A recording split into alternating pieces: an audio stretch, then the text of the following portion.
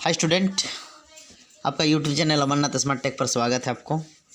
और देखिए, आज हम भगत सिंह के बारे में 10 बात को इस तरह कहेंगे। और ये महान क्रांतिकारी में से एक है हमारे भारत के। और उस टाइम का समय क्या जो युवा रहा था, ये भगत सिंह हुआ, जैसे चंद्रशेखर आज़ाद हुआ, है ना। और बहुत सारे ऐसे स्वतंत्र सेनानी रह चुके थे। और एकमात्र देखिए इतिहास रचने वाले भगत सिंह, और इसी तरह बहुत सारे स्वतंत्र सेनानी रह चुके थे, जैसे चंद्रशेखर आज़ाद भी हुआ, खुदीराम बोस भी हैं। और ये जो महान क्रांतिकारी हमारे देश में जितना भी रह चुके थे, और ये बहुत ही महानता दिखाए थे।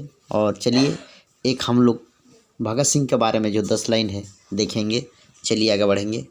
चलिए, भगत सिंह के 10 जो बात को हम लेके आए हैं आप लोगों के बीच, इस प्रकार रहा है। जैसे 1 नंबर में है, शहीद भगत सिंह का जन्म पंजाब के बंगा गांव में 28 सितंबर 1907 को हुआ।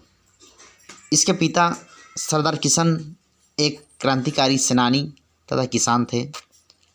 चलिए, किसान घर में पैदा हुए थे भगत सिंह। ये बहुत ही महान क्रांतिकारी माने जाते हैं हम लोग के देश में।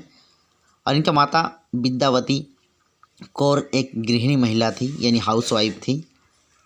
कम उम्र में ही भगत सिंह हिंदी, अंग्रेजी और पंजाबी बोलना पढ़ना सीख लिए थे, है ना। ये बहुत ही कामयाबी हासिल कर दिए थे।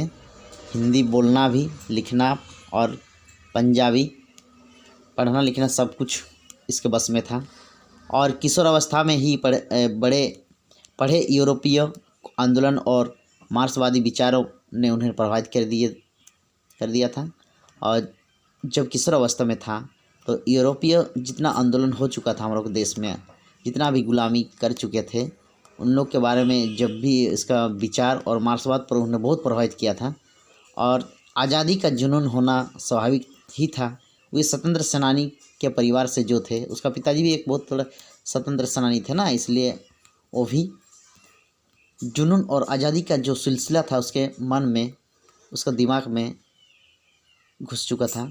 और देखिए, भगत सिंह के 12 वर्ष की आयु में ही जालियांवाला हत्याकांड उन्हें झकझोर कर दिया था। जिस टाइम जालियांवाला हत्याकांड हुआ था उस टाइम उसका उम्र 12 साल थे। और उसमें देखिए, आप लोग तो सुने होंगे, जालियांवाला हत्याकांड बहुत ही दर्दनाक घटना माना जाता है उसको, है ना।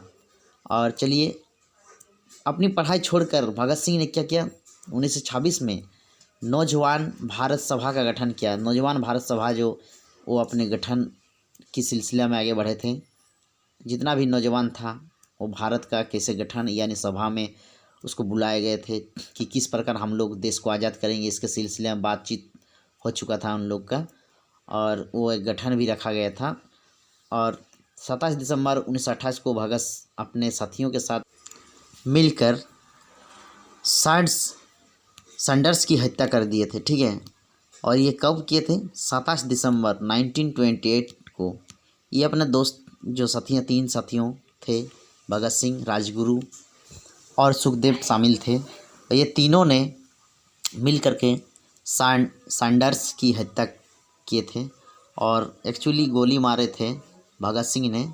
और उसके बाद 8 अप्रैल 1929 को दिल्ली असेंबली में बम फोड़ने की सज़ा में उन्हें फांसी हो गया। देखिए, पहले तो ये अपने दोस्त के साथ सैंडर्स की हत्या कर दिए थे। और उसके बाद 8 अप्रैल 1919 को दिल्ली में असेंबली एक सभा बैठाया गया था, उसमें बम फेंक दिए थे, लेकिन उसमें किसी की मौत नहीं हुई। और ये संदेश दिया था देश के जितना नौजवान को कि हमारे देश में जागरूक पैदा करें। और इसीलिए बम फेंके थे, ताकि सबको मालूम हो कि क्रांतिकारी अभी भी देश के लिए है। उसी बम के सिलसिले में उनको फांसी की सज़ा दे दिए थे, एक पेड़ में लटका के। अगर इस चैनल में नए हैं तो कमेंट और शेयर और सब्सक्राइब कर दीजिएगा।